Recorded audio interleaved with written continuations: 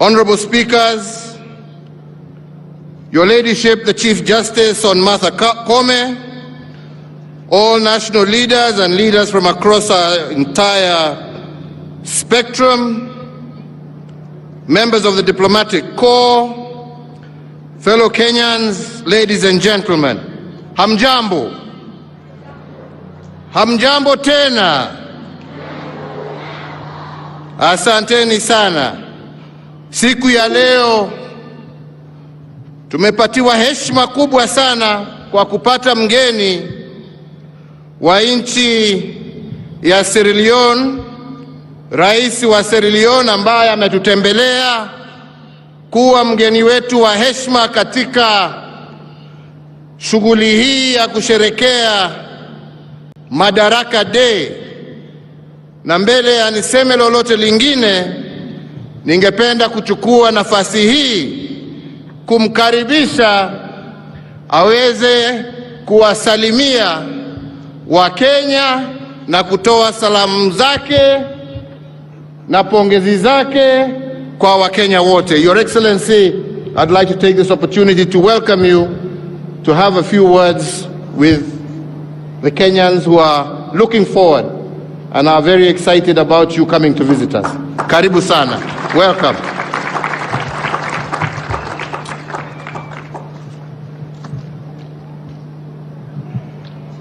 Shukrani sana, Your Excellency. Shukrani sana.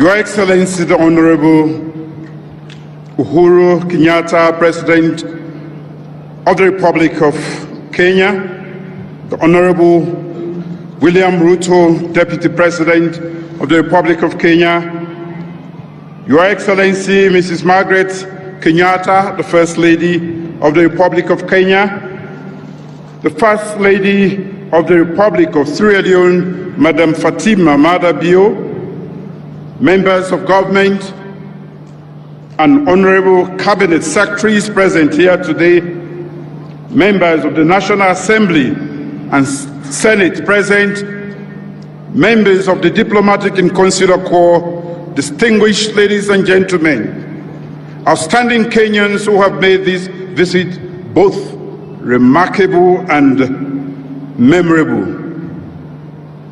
Habari zenu Kenya. Habari za majana.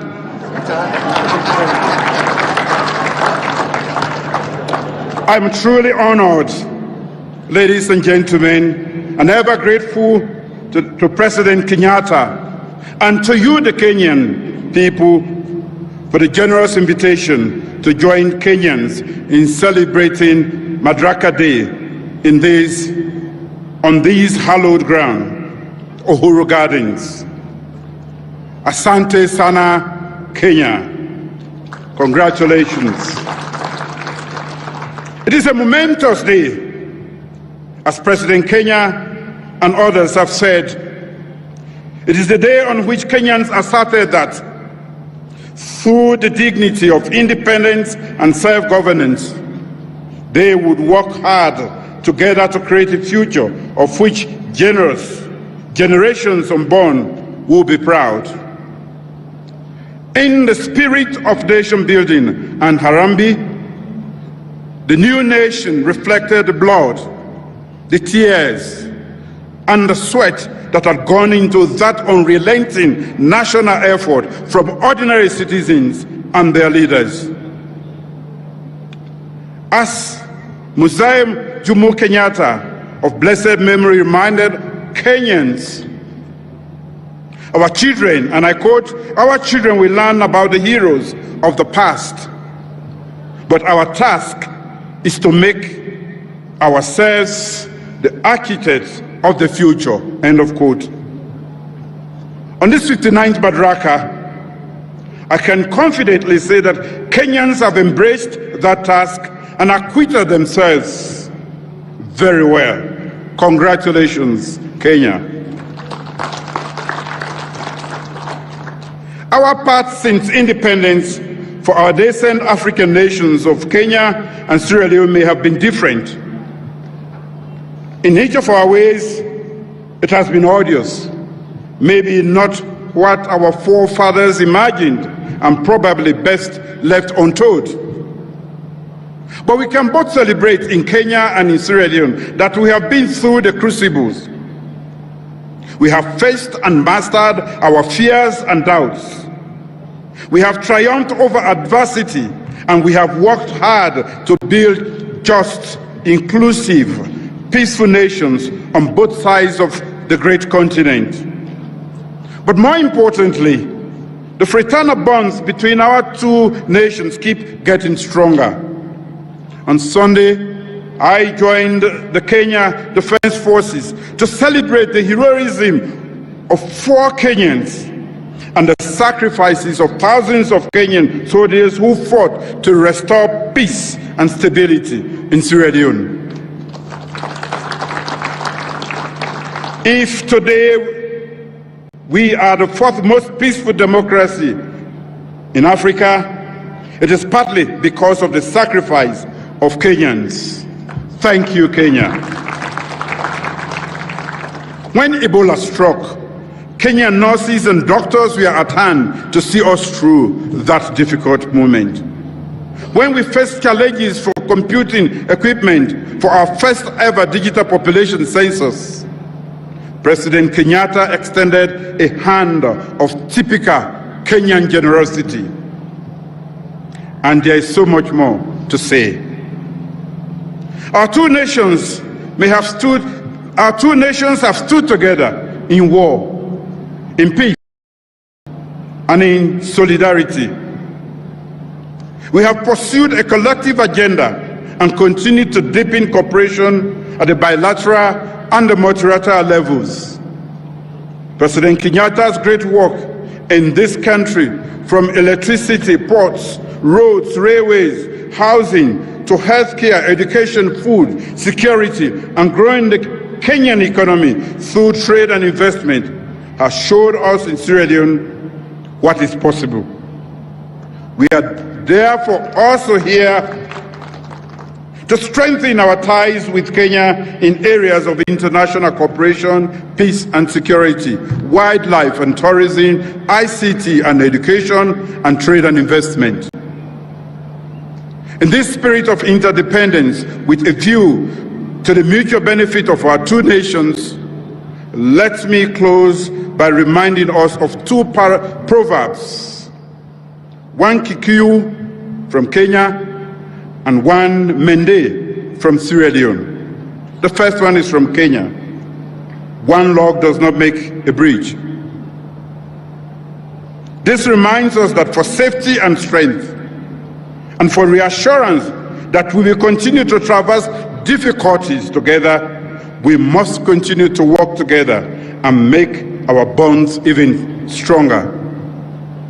The second is from Sierra Leone. One tree does not make a forest. Guya Ewula.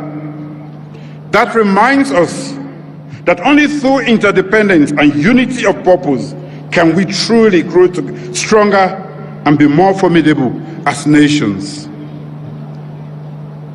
On this 59th Madaraka, let me once say, Hongare sana, asante sana, and God bless the people and Republic of Kenya. Thank you. Thank you very much, brother. Thank you. Thank you. Good luck.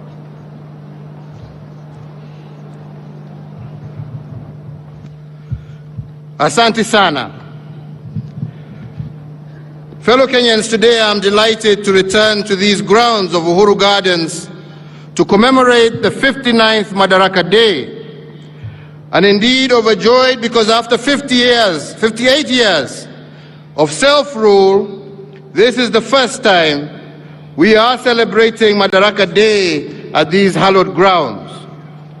Madaraka Day is significant in our history because it is on this day in June 1963 that our founding fathers of our nation replaced the outgoing colonial government, and formed the first indigenous government of Kenya. And with this act, we achieved self-rule, or Madaraka, with Mzee Jomo Kenyatta as our first Prime Minister. However, self-rule was not the same thing as independence. With Madaraka, we had merely surmounted the first hurdle in our liberation struggle. It was 6 months after the first Madaraka Day that we secured our full independence on the 12th of December 1963. On that day, the nation was summoned to these grounds of Uhuru Gardens, and an elated people listened with tears in their eyes as for the first time, our national anthem was played, and then we cheered in boundless joy as our flag was hoisted and the flag of the British was lowered. This act of raising our national flag was not just an exercise in symbolism or a sheer sentimental exploit. It was a sign that we had achieved sovereignty as a nation, but fundamentally, it was a call to all of us to civic duty and responsibility to our people and nation.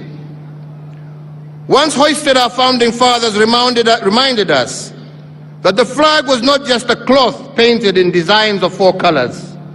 Instead, it was a painting of the national wounds and scars that we bear from our liberation struggle, coated with an illumination of our shared aspiration for our future. It was and still remains a picture of the blood we shed to regain what we had lost. It is a reflection of the dignity of our heritage and the pride that we restored.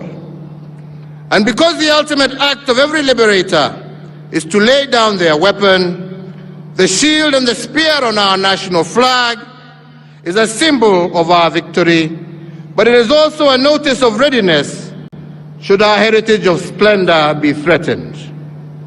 According to our founding fathers, therefore, our flag is not just a sentimental piece of fabric decorated in ink. We must always remember that each time it flies, it is blown by the last breath of our liberators as they made their final bow to liberate our country, Kenya.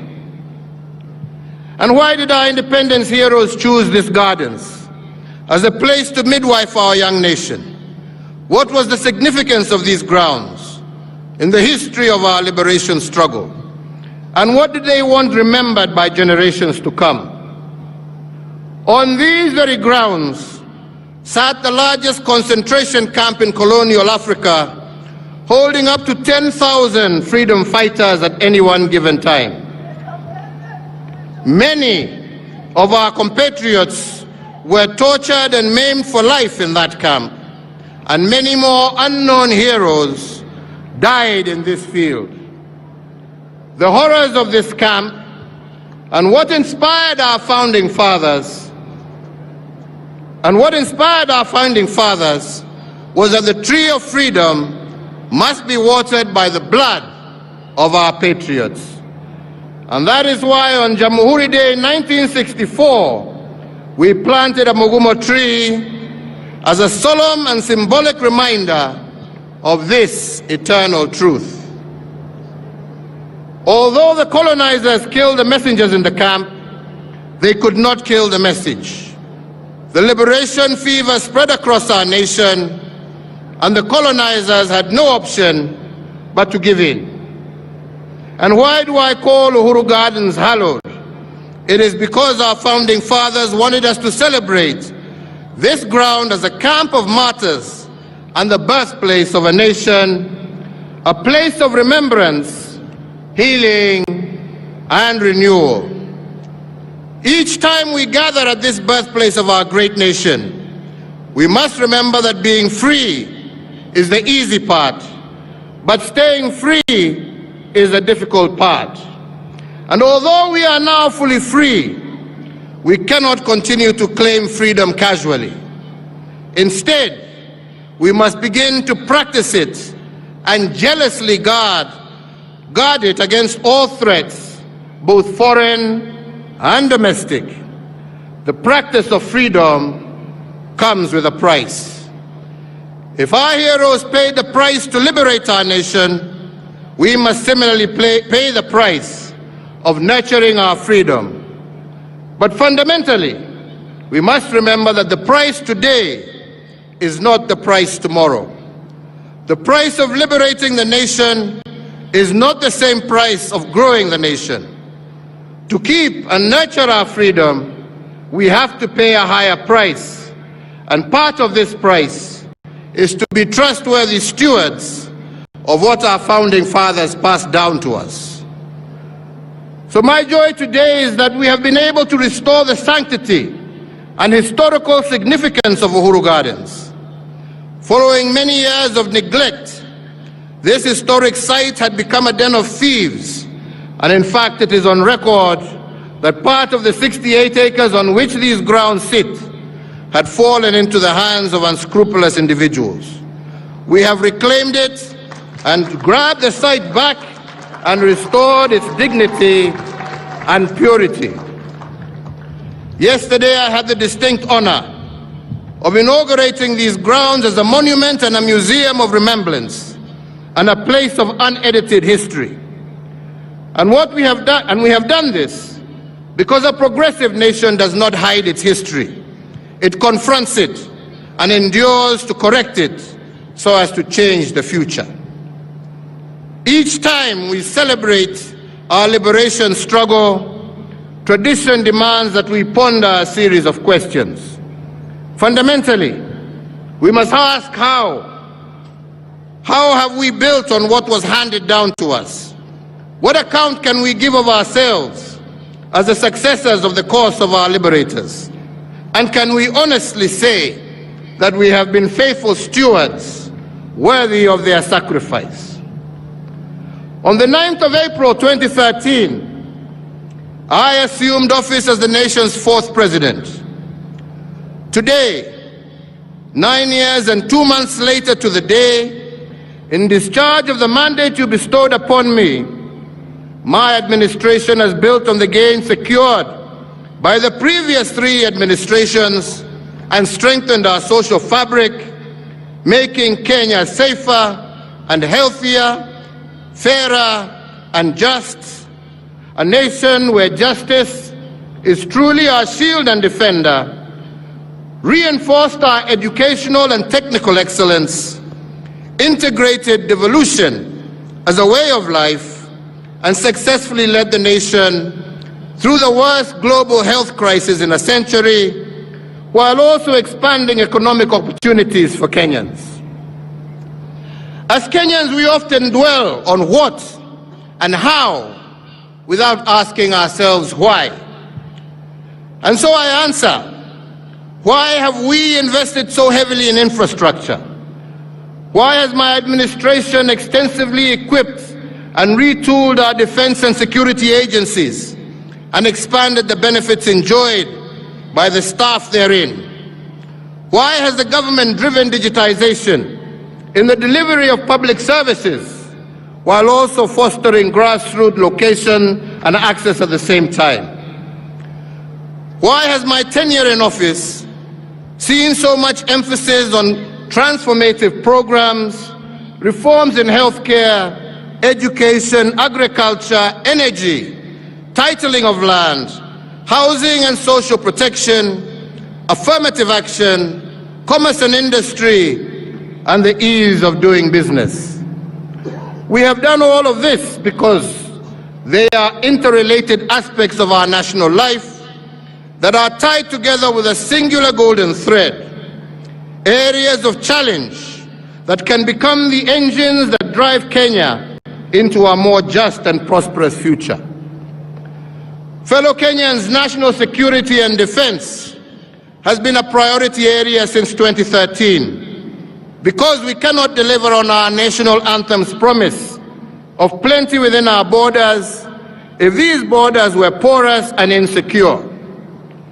I therefore made security a top priority because I know that without a secure environment, no life can flourish and no enterprise can thrive. With the mandate that was given to me, we silenced the wave of terror attacks that had a stranglehold on our nation. And we achieved this by retooling our security organs and making them more capable to address the dynamic contemporary security challenges that Kenya faces.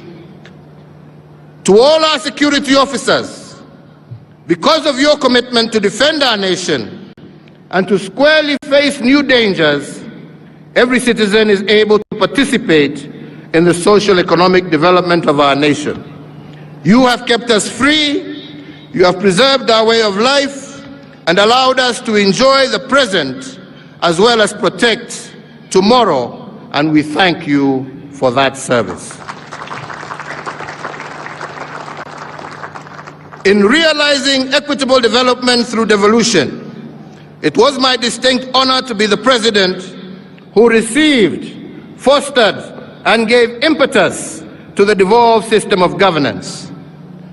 Today, the results of our proactive and enthusiastic support are markedly visible from Makueni to Mandera, from Busia to Bungoma, from Mombasa to Meru, from Lamu to Laikipia, and from Turkana to Tharaka-Nithi. We, with the mandate that you gave, have institutionalized devolution and forever changed the face of Kenya, buoyed by the 2.4 trillion Kenya shillings that we have transferred from the national government to the counties from 2013 to date. On the regional front, Kenya led the push to admit the Democratic Republic of Congo into the East African community. With this singular move, the East African Common Market grew by 90 million people, yielding a now expanded market of 300 million citizens and a consequent enhanced opportunities for our Kenyan enterprises. To exemplify this, I mentioned just one, Equity Bank, which is already breaking ground in DRC and is already the second largest bank in the Democratic Republic of the Congo.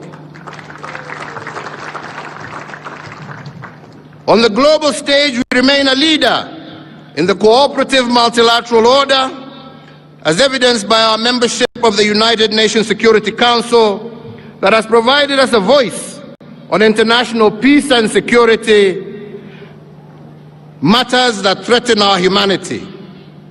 This position has cemented our international stature and enhanced opportunities for Kenyans in the diaspora and within the international civil service.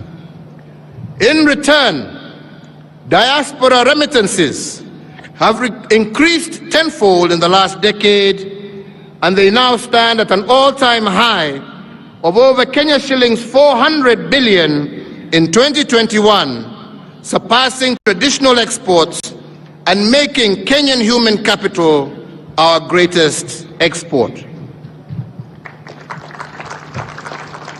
With the same mandate, you challenge us to enhance the global competitiveness of our human resource. We did this because every epoch of our nation's history has placed a unique set of demands on the skills and competencies required of our people, which in turn has required us to reform and to recalibrate the content and architecture of our education system.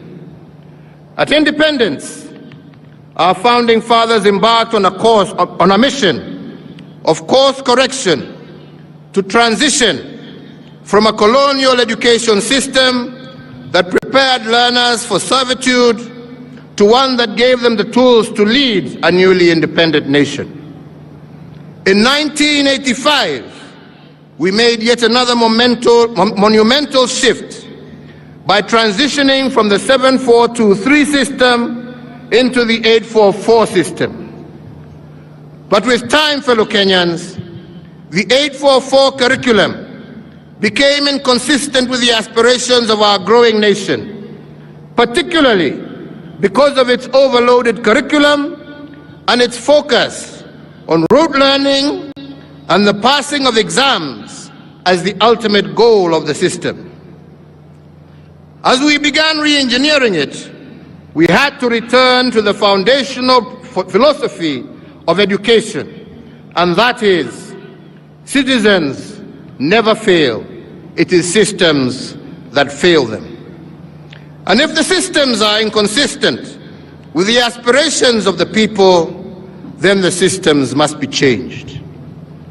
The challenge of the day calls us to imagine a system that creates responsible citizens as opposed to subjects, a system that celebrates creative potential of all our children as opposed to one that leaves them with labels of failure if they do not pass exams, a system that brings about freedom to be creative and innovative as individuals.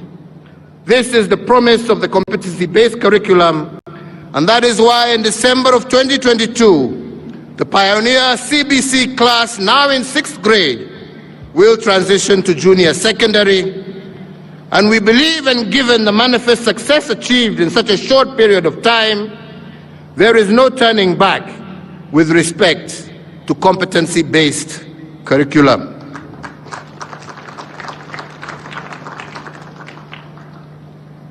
With the same mandate, we have also secured a 100% transition from primary to secondary education, ensuring that no Kenyan child is left behind.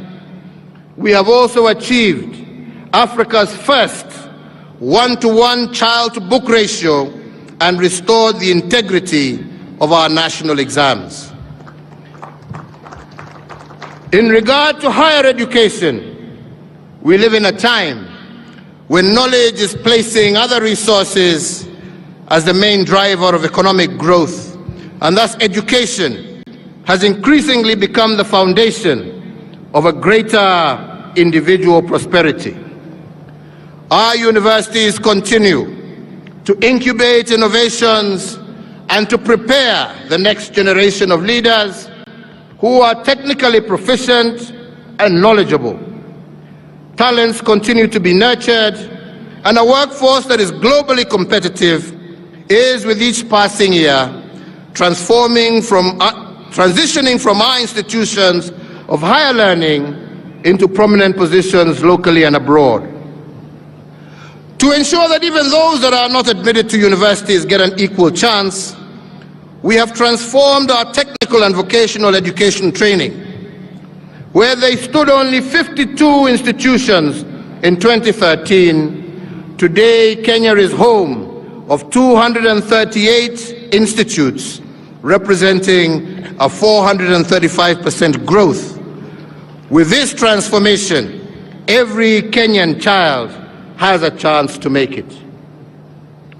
So, fellow Kenyans, in our effort to foster inclusivity, as well as gender parity, the one thing that I am truly proud of is how we have built women leadership and expanded their fields of participation in governance. For a long time, women affairs were relegated to the Department of Social Services, where they were grouped with children. In fact, the first woman to be appointed as a permanent secretary happened 24 years after independence. Margaret Githinji was appointed the permanent secretary for Commerce and Industry on Madaraka Day of 1987. And thereafter, the first woman to become a cabinet minister, the Honorable Nyiva Mwendwa, occurred 32 years after independence in 1995. Today, and thanks to the 2010 Constitution and my commitment to equality and inclusivity, I have had the pleasure of working with 11 women in my cabinet at different times and in different capacities. All of them have occupied high-profile portfolios, and in fact, all the cabinet secretaries for foreign affairs for the last 9 years of my term have been women, and we have seen how they have placed our country globally.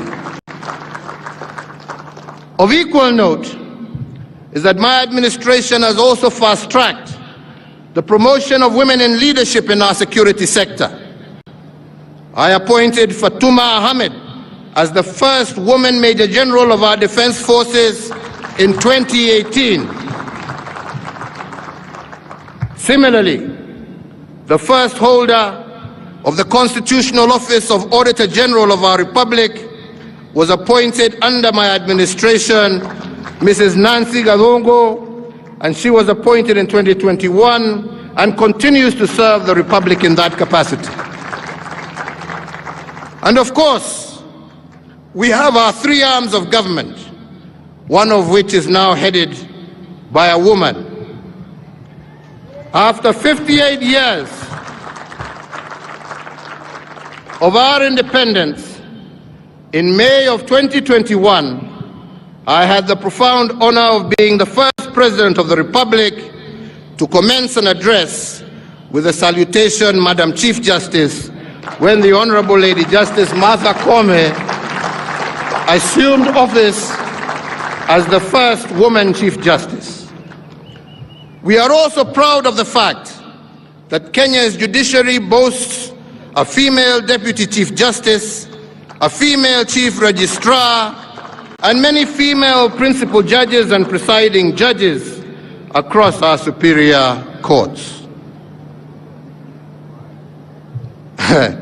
Going further, in August of this year, if it is the wish of the Kenyan electorate, we have a chance of electing a woman and shattering the glass ceiling by assuming the second highest office in the Republic of Kenya. So, ladies and gentlemen, if our women were part of the liberation struggle, advancing their cause intentionally is a duty that belongs to all of us. We owe it to them, we owe it to ourselves, and we owe it to our country. And I am indeed proud to have been part of this push for women leadership in our republic.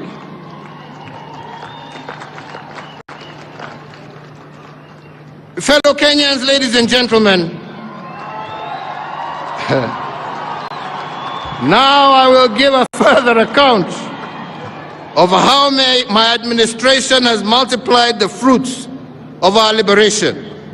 And I will give this account using 4 legacy frames that have guided our execution of the mandate bestowed on us over the last 9 years.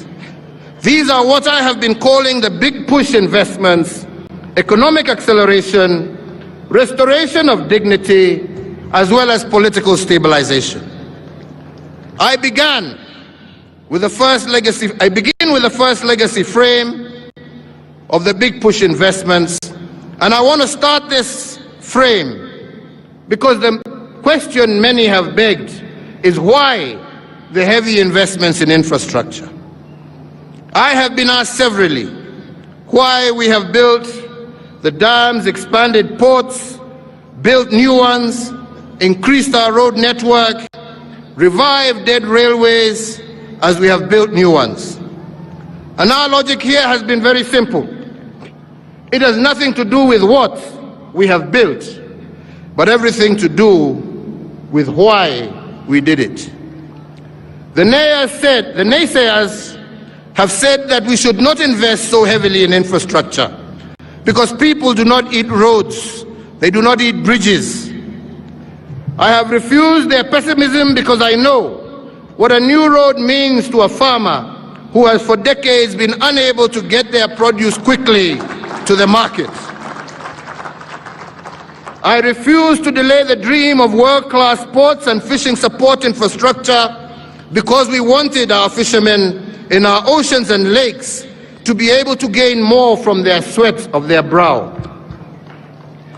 I looked at a nation whose potential was being limited by road connectivity and vowed to open up Kenya to ourselves and also to the world. The result has been that once sleepy villages and towns across our country have roared to life and become vibrant centers for economic and social activity.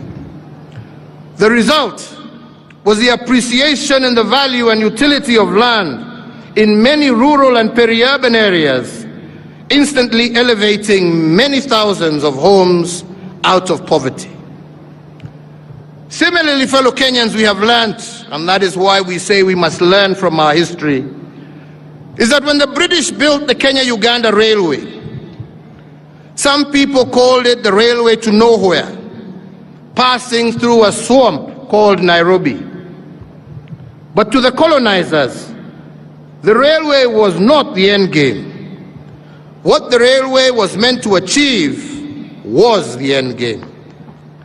Years later, what started off being called the Lunatic Express by cynics converted a swamp called Nairobi into a megacity that is today one of the top 5 cities on the African continent. It opened up an entire hinterland, running from Mombasa on the Indian Ocean to Banana on the Atlantic Ocean in the Democratic Republic of Congo. The railway had transformed the East African landscape, opening up new frontiers of trade, commerce, and urbanization. This demonstrates that infrastructure has a way of turning swamps into cities, dead spaces into high-value property, village shopping centers into huge city malls. Without infrastructure, there is no way of finding new possibilities. And that is why we made it one of our big push investments. When my administration took over the helm of leadership, we knew we had only a maximum of 2 terms to accomplish a very ambitious agenda. And the challenge was that the bar set by my predecessor, the late President Mwai Kibaki, was a high one. To face this challenge, we had to first embrace what previous administrations had done and accelerate their achievements. That was part of the big push. Today, I am proud to record that if the third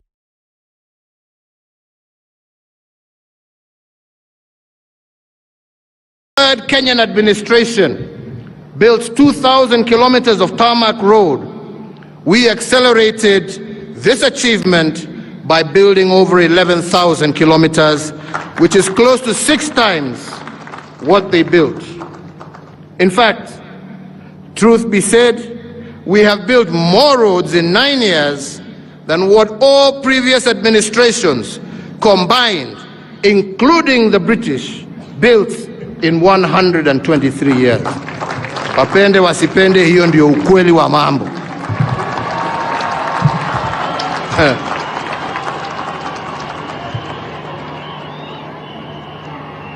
If this nation's third administration had set the bar higher, we have set the bar even higher. And the record is there for all to see. Across all 8 former provinces, in each of the 47 counties, we have transformed our country 1 kilometer at a time. Our world-class infrastructure, from elevated expressways to floating bridges, have put Kenya on the global map. And as a result, we have distinguished ourselves as an investment destination of choice, a regional and continental hub, and a leader on the African continent. With the mandate you gave me, fellow Kenyans, we also transformed the way government services reach you. We did this through the introduction of Huduma centers, an online platform such as eCitizen, to make access to public services a fast and pleasant experience and not a toil that every citizen must endure so as to obtain basic services. Jamani, nipatie maji bwana.